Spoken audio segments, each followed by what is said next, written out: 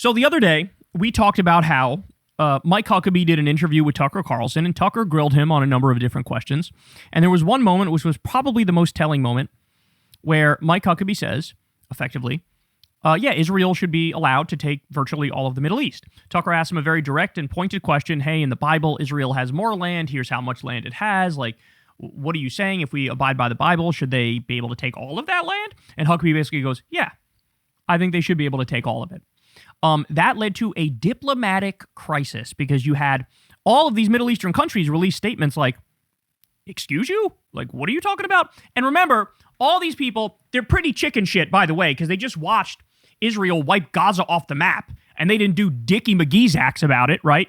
But now it's like the light bulb moment where they go, oh shit, that could easily be us. And now they're saying, you're next.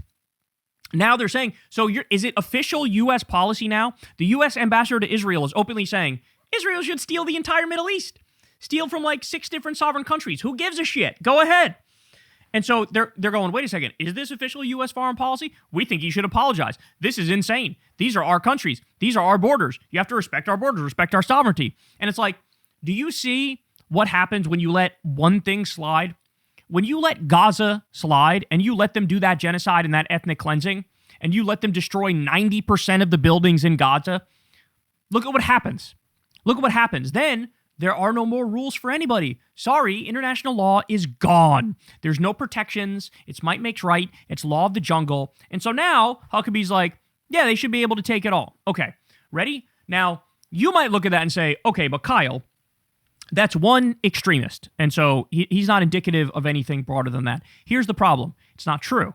Huckabee is a Christian Zionist, an evangelical, fundamentalist Christian Zionist. He is fervently pro-Israel for biblical reasons. He thinks Jesus is going to return to Israel when Israel takes all that land. He's going to come down on a winged horse. There's going to be the rapture, and he's going to get to go to heaven. Okay? That's what Huckabee actually believes. There are millions of Christian Zionists in this country who believe the same thing.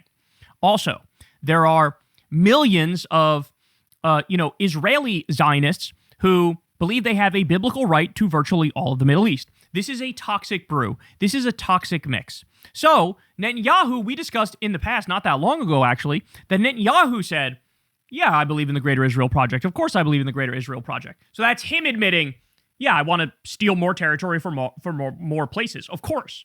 That's him admitting that. Now you have the U.S. ambassador to Israel saying that.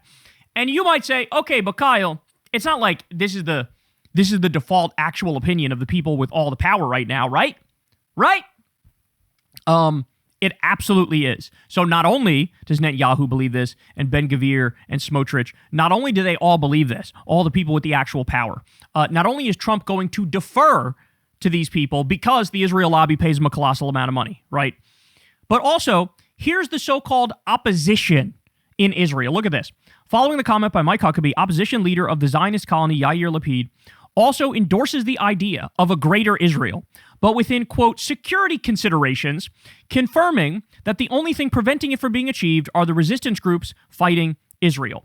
So as Emma Vigeland here says, Lapid is the centrist/liberal option to Netanyahu, which means he thinks gay Israelis can get married and that the Orthodox should fight in the IDF.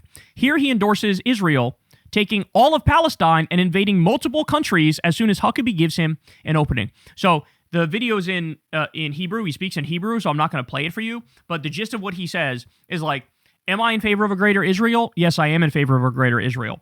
But my approach to it is pragmatic. So I think we should take as much land as we can take within the restraints that are happening. So maybe we take a little bit now, maybe we take a little bit next year, maybe over the course of 20 years, we expand a little bit each year, and we try to get away with this in a way that, makes it so there's not as big of a backlash and as big of a countervailing force trying to stop us from doing it. So basically he was like, I'm in favor of the same policy. I just want to be more practical and pragmatic about it and just like take it slower as we do it.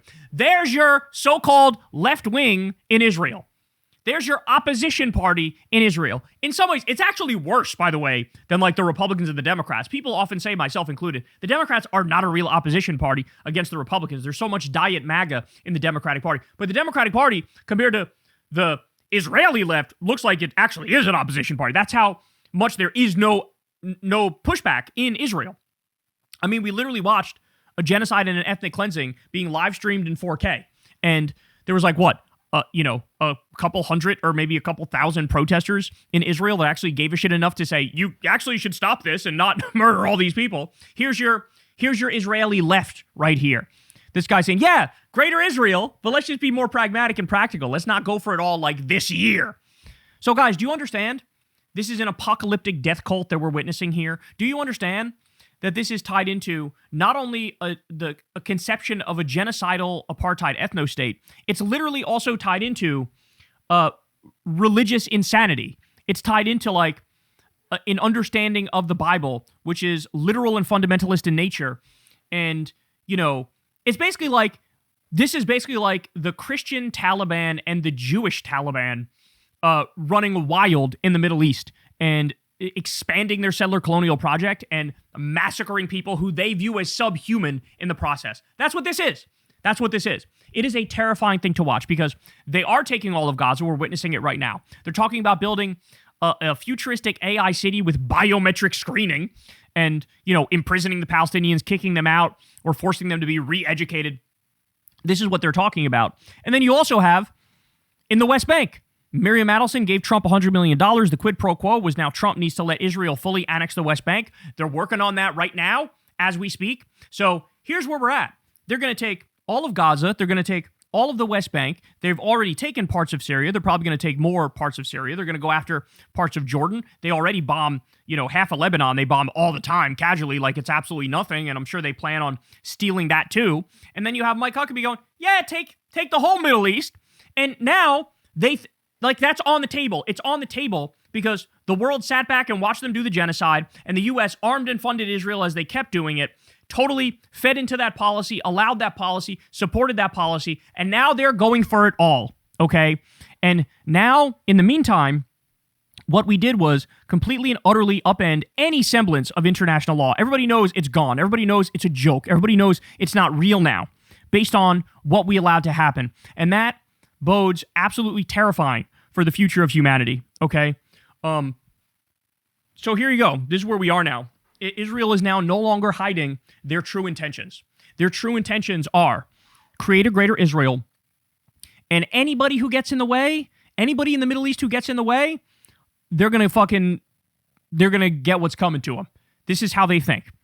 Anybody who gets, will kill you, will steal your territory, will torture you. I was reading an article the other day. Did you know that Israel has the biggest, like, organ bank in the world? You want to know why? Because they murder Palestinians and steal their organs. I'm not kidding.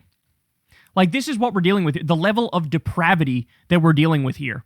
And ironically, they're the ones who say, oh, all these Arabs and these Muslims, they are subhuman.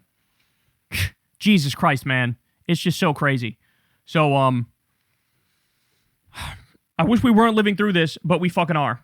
But we are. And it is an absolute crime. We need so many of these people to be arrested. We need so many of them to be locked up. So many war criminals. So many genocidal psychopaths. And we need to make sure we never, ever, ever, ever, ever allow these religious psychopaths to have this much power ever again. Because this is what they do with it. They make everybody's life a living hell. Hey, y'all, do me a favor and like and subscribe. It helps out big time in the algorithm. Click the bell as well for notifications when videos drop. And watch that video on screen right now. You know you want to.